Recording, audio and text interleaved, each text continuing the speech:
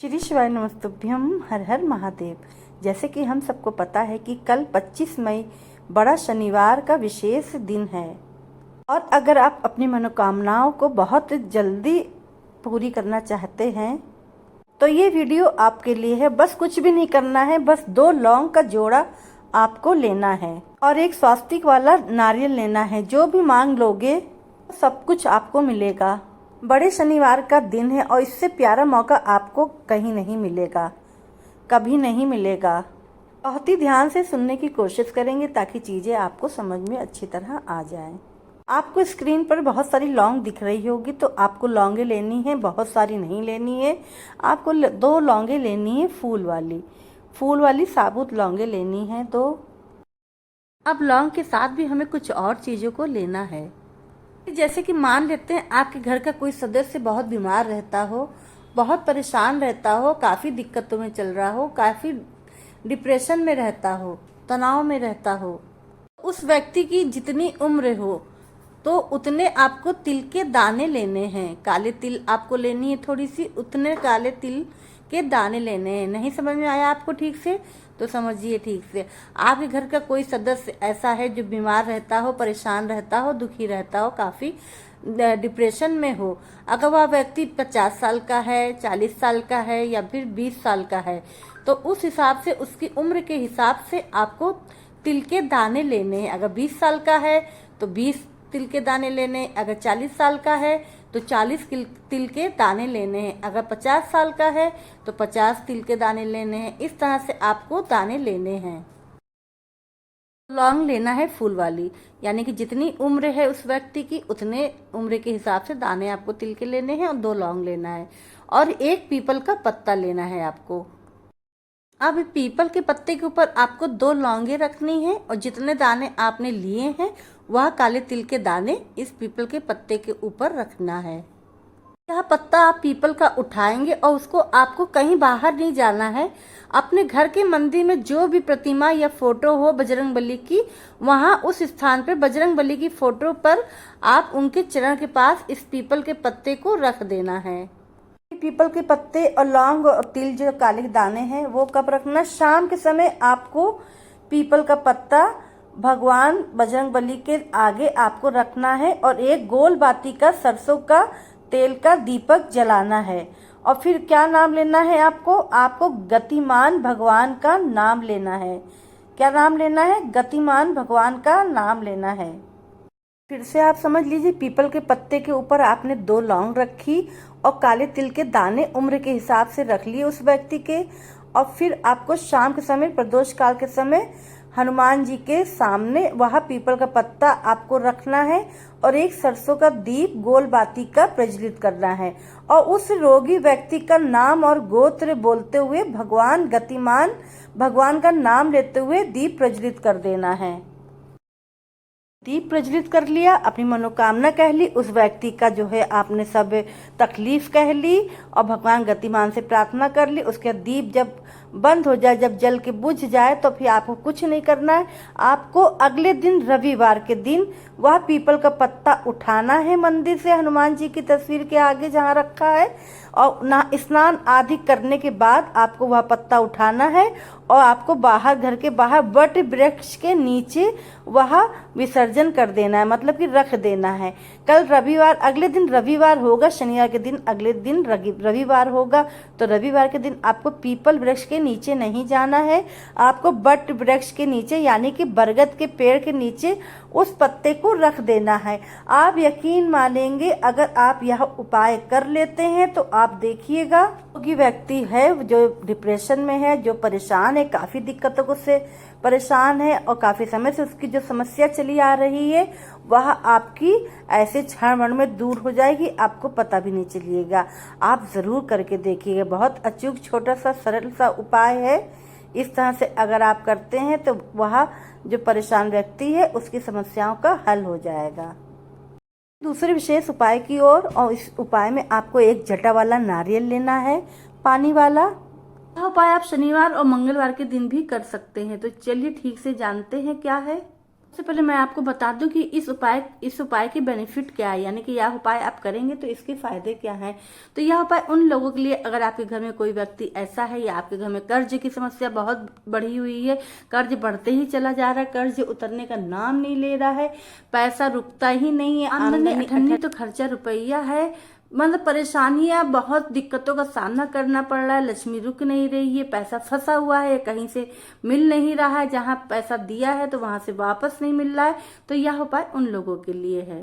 आपको करना क्या है, आपको जूट वाला नारियल लेना है, उसके अंदर पानी जरूर हो। आप जब नारियल खरीदेंगे तो उसको हिला के देख लेना है कि उसके अंदर पानी है कि नहीं है। तो उसके अंदर पानी हो तभी आप वह नारियल ले लेंगे। नारियल आपको 25 से 30 रुपए तक आपको मिल जाएगा। क्या करना है, अब आपके पूजा घर में जो सिंदूर होता है, सिंदूर आप जो जो स्त्रियां महिलाएं जो मांग में भरती है वाला सिंदूर आपको डिब्बी में से नहीं लेना। जो पूजा घर में, मंदिर में जो पूजा घर में जो सिंदूर रखा होता है, तो वह सिंदूर आपको गीला करके एक पेस्ट बना लेना है। पानी से थोड़ा सा एक कटोरी में लेके 2 चुटकी आपको पेस्ट बना लेना है। अगर मंदिर में सिंदूर नहीं तो मात्र 10 रुपए का सिंदूर बाजार में मिलता है पूजा की दुकान में, तो आप वहां से खरीद के ला सकते हैं। लेकिन मांग में भरने वाला अपनी माता का, बहन का, या पत्नी का, अगर आप अपना खुद स्वयं कर रही हैं तो ये उपाय आप सिंदूर अपना मत लेना। आप जो है पूजा मंदिर से ही आपको नया सिंदूर लेना है, या पूजा में जो यूज करती हैं उसमें से सिंदूर से आपको छोटी सी कटोरी में 2 चुटकी सिंदूर लेना है, और जरा सा पानी डाल के उसका गीला पेस्ट बना लेना है। पेस्ट बना के फिर आपको अपनी उंगली से इसमें नारियल में जो है स्वास्तिक बनाना है। स्वास्तिक तो सबको बनाना आता है ना, तो स्वास्तिक बना लेना है। सिंदूर से स्वास्तिक बना लिया नारियल पे। अब यह नारियल आपको किससे टच कराना है, जिस व्यक्ति को यही समस्या है, कर्ज में डूबा हो, डिप्रेशन में हो, काफी दिक्कतों का सामना करना पड़ा। अगर आप स्वयं है तो आप खुद कर रहे हैं तो कोई बात नहीं, तो उस व्यक्ति से आपको यह नारियल टच कराना है। उसके बाद फिर वही आप काम करेंगे। आपको घर से बाहर नहीं जाना है। आपके मंदिर में, घर के मंदिर में बजरंगबली की मूर्ति हो, फोटो हो, तो वहां पे आपको यह नारियल रख देना है, और उस व्यक्ति की जो है मनोकामना कहते हैं, उसको ये परेशानी, उसका नाम और गोत्र बोलते हुए बजरंगबली के आगे यह नारियल रख देना है।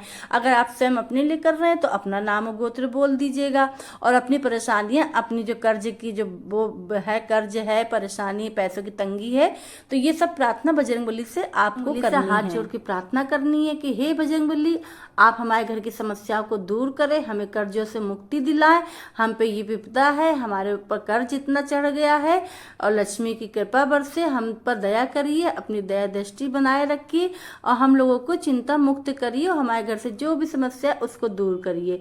अब आपको यह करना कि अगर आप यह सुबह कर रहे हैं यह उपाय, नारियल अगर आप बजरंगबली के सामने रख रहे हैं तो ठीक है, अगर आप शाम को कर रहे हैं तो ठीक है। अब आपको वहां नारियल, अगर आपने सुबह रखा है तो उसको पूरा दिन और पूरी रात आपको रखे देना है। अगर आपको शाम को आपने रखा है तो पूरी रात आपको नारियल बजरंगबली के पास चढ़ा रहने देना है। पूरी रात चढ़ा रहने पर अगले दिन सुबह, यानी कि रविवार पड़ेगा, रविवार को सुबह आप स्नान आदि करके वहां नारियल उठा के आपको अपने पूरे घर में घूम लेना है। हर घर के हर रूम में घूम लेना है, रसोई घर में घुमा लेना है, बस वॉशरूम को छोड़ के। आपको घुमाते हुए, अपने हाथ में लेते हुए आप अपने पूरे घर में टहल लीजिए, मतलब घूम लीजिए, हर रूम में चले जाइए, फिर घूमते हुए आपको, और उस समय आपको किसी अपने घर के सदस्य से, किसी से बात नहीं करनी, कोई रोका टोकी नहीं करेगी, कहाँ जा रहे हो, क्या कर रहे हो, पहले से आपको बता देना है। सबसे पहला ये काम आपको करना है। ध्यान देने वाली बातें हैं, आप जब यह उपाय कर रहे हैं, नारियल घुमा के अपने घर में घूम रहे, तो कोई घर का सदस्य चुप रहेगा, कोई पूछेगा नहीं, और ना ही आप किसी से कोई वार्तालाप करेंगे, और ना ही कोई पीछे से टोकेगा क्या कर रहे हो, कहाँ जा रहे हो, कहाँ क्या करोगे। बाद में जो भी, बस ये किसी को बताना हो बताइएगा, वरना जहां तक हो सके तो ये अपने जो मनोकामना पूर्ण जो उपाय करते हैं, तो जब तक हमारा कार्य सफल ना हो जाए, मनोकामना पूर्ण ना हो जाए, तो यह उपाय नहीं, आप किसी दूसरे को नहीं बता सकते हैं। घर के परिवार लोगों, सदस्यों को बताएं तो उनको तो जरूरी है, क्योंकि घर में रह रहे हैं, उनको तो सब चीजें पता होनी चाहिए। तो फिर आपको निकल जाना है अपने घर से बाहर बट वृक्ष के नीचे, अपने पूरे घर में घूम लिए नारियल को लेके, फिर आपको बट वृक्ष के नीचे आपको वह नारियल छोड़ आना है। ऐसा आप जो है 2-3 शनिवार या मंगलवार को आप यह कर लेते हैं तो आप यकीन मानिएगा आपका कर्ज कब चूकने लगेगा, कब धन की जो है धन लाभ आपको होने लगेगा, लक्ष्मी की कृपा बरसने लगेगी, आपको पता ही नहीं चलेगा। या बस 2-3 आपको मंगलवार या शनिवार यह उपाय करना है। मंगलवार या 3 शनिवार अगर आप यह उपाय कर लेते हैं तो आपके घर में आपकी समस्या या आपके घर के परिवार में किसी सदस्य की भी यह समस्या है, धन को लेकर जो समस्या है, आपको कर्ज से लेकर जो समस्या है, वह आपकी अवश्य पूर्ण हो जाएगी। यह मनोकामना आपकी अवश्य पूर्ण हो जाएगी, आपकी धन की समस्या दूर हो जाएगी और कर्ज से आपको मुक्ति मिलने लगेगी। 2 उपाय की बात कर ली, अब आगे बढ़ते हैं हम अपने तीसरे उपाय की ओर। और यह तीसरा उपाय आप सभी को अपने घर पे करना होगा। और यह उपाय करने के लिए हमें नाम बोलना है, रतिमान भगवान का नाम बोलना है। किसका नाम बोलना है? रतिमान भगवान का नाम बोलना है। कब करना है, कैसे करना है, कहाँ करना है, यह मैं तभी बताऊंगी जब सभी लोग वीडियो को करेंगे लाइक और चैनल को करेंगे सब्सक्राइब। चलिए चलते जाते हैं ये उपाय कैसे करना है। सबसे पहले इसका जो बेनिफिट है, इसके फायदे हैं क्या है। तो देखिए आज के समय पे लोग जो है बहुत ज्यादा बीमार पड़ रहे हैं, शरीर में बहुत दर्द होता है, कोई दवाई खा खा के थक गया है, कोई डॉक्टर के पास जा जा के थक गया है, किसी को दवा लग ही नहीं रही है, कोई घुटने से परेशान है तो कहीं किसी के शरीर में दर्द हो रहा है, किसी को थायराइड की समस्या बढ़ी हुई है तो किसी को शुगर है, परेशान रहता है अपने शरीर को लेकर। तो आपको करना क्या है, आपको लेना होगा आंकड़े का पुष्प। इस तरीके से आंकड़े का आपको पुष्प लेना है। पुष्प जरूरी नहीं कि जो इस स्क्रीन पे दिख रहा है आपको ये वाला लेना है, आपको सफेद मिल जाता है तो सफेद लेना, अगर ये वाला मिलता है तो ये ले लेना। आप जो है सफेद आंकड़े का जो पुष्प ले लिया है और जो घर में जो व्यक्ति बीमार पड़ा है तो उस व्यक्ति के ऊपर से वह पुष्प आपको 7 बार घुमाना है। यानी कि सर से शुरू करना है, ऊपर से लेके नीचे, पैर से लेके ऊपर से क्लॉकवाइज से, जैसे घड़ी की सुई चलती है तो क्लॉकवाइज ऐसे आपको 7 बार 7 टाइम्स उसको घुमाना है। सर से पांव की तरफ, सर से पांव से लेके आपको शुरू करना है। तो इस तरह 7 बार आपने घुमा लिया। इसके नाम से आप घुमाएंगे, तुमरुका जी के नाम से आपको 7 टाइम्स से आपको वह पुष्प घुमाना है उस रोगी व्यक्ति के ऊपर से। यानी कि उस रोगी व्यक्ति के ऊपर से 7 बार पुष्प घुमाना है और तुमरुका जी का नाम लेना है। पे आपको लिखा हुआ दिख रहा होगा, तुमरुका जी का नाम स्मरण करना है आपको पुष्प 7 बार घुमाते समय।